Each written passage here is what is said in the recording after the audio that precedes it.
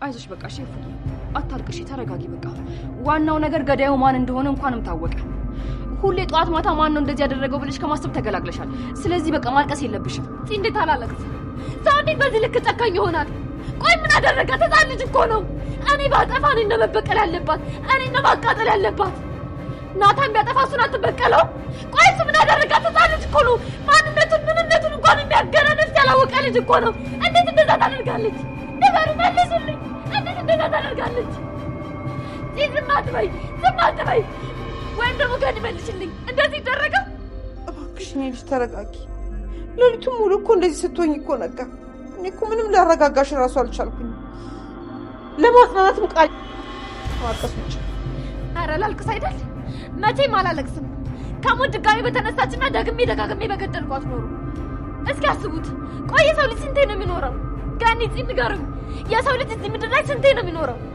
መልሱልኝ ደግመን እንፈጠራለን እንደዛ የተመካንበት ሀብትና ንብረት ከሞት ያድነናል ያስቀረናል ንገሩኝ ይጠብቀናል ወይ አይጠብቀን ታዲያ ለምንድን ነው የሁሉ ክፋት እስኪ በራሳችሁ ህይወት ሂሳብ ስሩ የሰው ልጅ ተወልዶ 7 ዓመት እስኪሞላው ድረስ ነፍስ አያውቅም ማለትም አያገናዝብም የሚመራው በወላጆቹ ቀጣይ ከ7 ዓመቱ በኋላ ደግሞ እስከ 18 ዓመቱ ድረስ ማለትም ሌላ 11 ዓመት ከቤተሰቦቹ ጋር እየተማረ ወይም እየሰራ አገኘም ተቸገረም ተሰደደም ብቻ ይኖራል ልክ ነሽ ሼፉ ግን እባክሽ አሁን ተረጋጊ ከዛ በኋላ ያለውን ብንወስድ 18 ዓመት ሲሞላው በራሱ ለመቆምና ስራ ለመስራት ይጥራል ከተሳካለት በሀዮቹ ያገባል ይወልዳል ከዛ ቤተሰቦቹን ለማስተዳደር ደፋ ቀና ይላል ከቤተሰቦቹ ጋር እየታገለ ያ ልጅ የነበረው ሰው ወልዶ ህይወትን ለማሸነፍ ይታገላል ከዛ ደግሞ ፈጣሪ እኔ ከሰጠው ወለደም ከበደም እርጅና መጥቶ መጀመሪያ እንደነበረው ህፃንነት ጊዜው ምንም የማያውቅ ይሆናል ሁሉም ነገር ይረሳል ከዛ ይሞታል ሲሞት አብሮት ይዘው ተሄደው የተከተለው ወይም ከሞት ያስቀረው ነገር አለ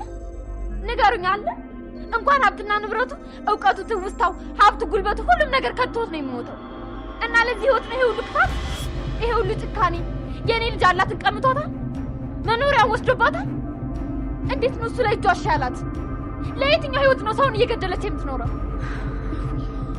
አረ ተጨነቀን ተያምሻል እባክሽ ያምሻል ነው ያልሽኝ አለመሞቴ ምን ሆኜ ነው ለመኖር እኮ ምክንያትና ተስፋ የምናደርገው ሳያስፈልጋል እኔ ግን ምንም ተስፋ የለኝም ምንም ተስፋዬን በሙሉ ያቺ ሰይጣን ወስደዋለች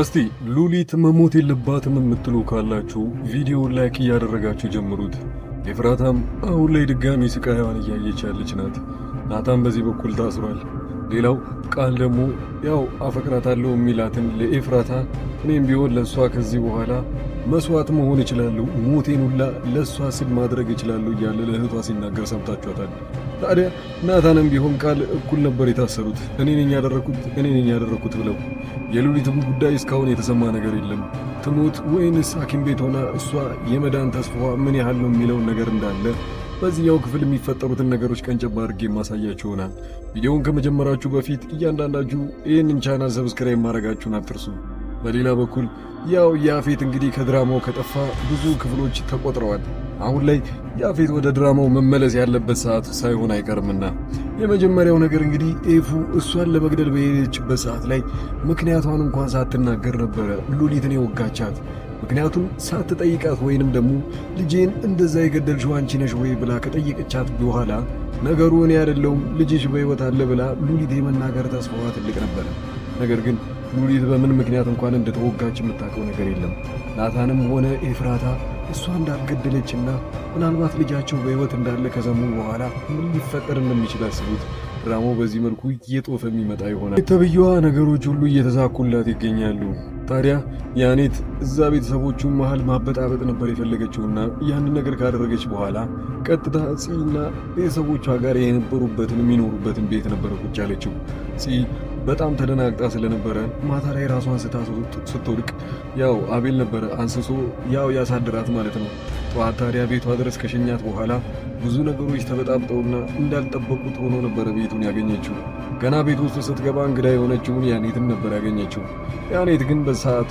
ምን ልትጠይቃት እንደምትችል ስለማታውቅ ቅድሚያ ሰዎቹን ነበር እዛ ቤት ውስጥ እየፈለገቻቸው የነበረችው ገነት ዳግም ማንም ሰው እዛ ቤት ውስጥ አልነበረም ገነት መጀመሪያውኑ ሉሊትን ለማዳን ብዙ መከራዋን እየበላች የነበረች ቢሆንም ግን እዛ ቤት ውስጥ ሌላው ደግሞ የተደወለላት አቤል መረጃው ደርሶት ናታን እንደታሰረም ጭምር ኤፍራታም ደግሞ ሰው የሆነ ነገር ጉዳት አድርሳ እዛው ቤቷ ቁጭ ብላ በሐዘን እንዳለች ይነገራታል። ጽ ወዲያውኑ ደንግጣ ወንድሟን ለመጠየቅ ብትሄድም ግን በሰዓቱ አላገኘችውም ነበረ።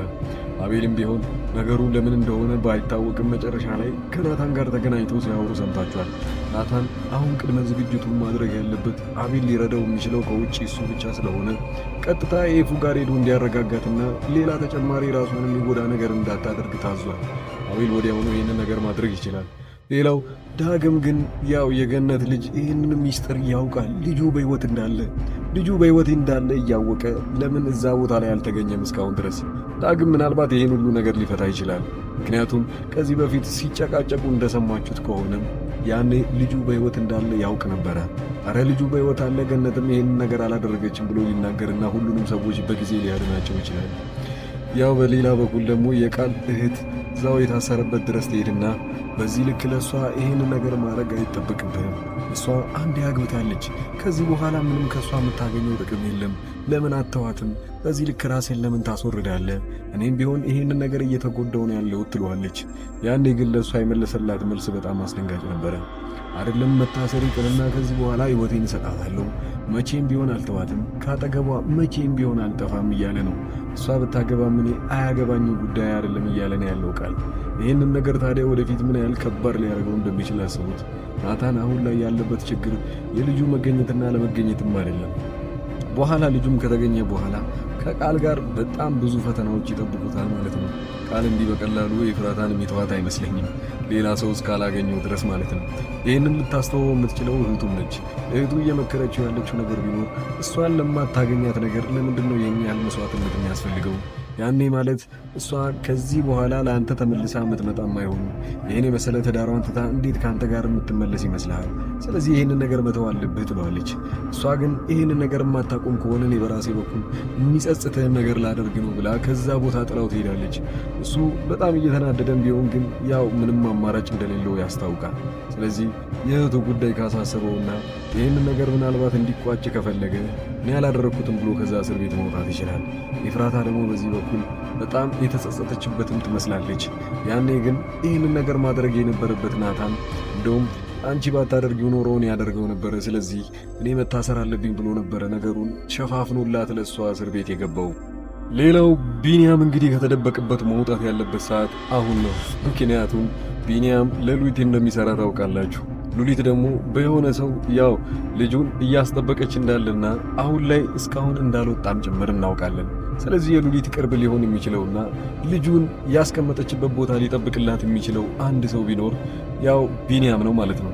ስለዚህ ምናልባት ናታንን እስር ቤት ድረስ ሄዶ የልጁን ጉዳይ ሊያረዳውና ወደ እነሱ ድጋሚ የሚቀርብበትን አንድ ምክንያት ካገኘ እንደሚቀርብም ታይቷል።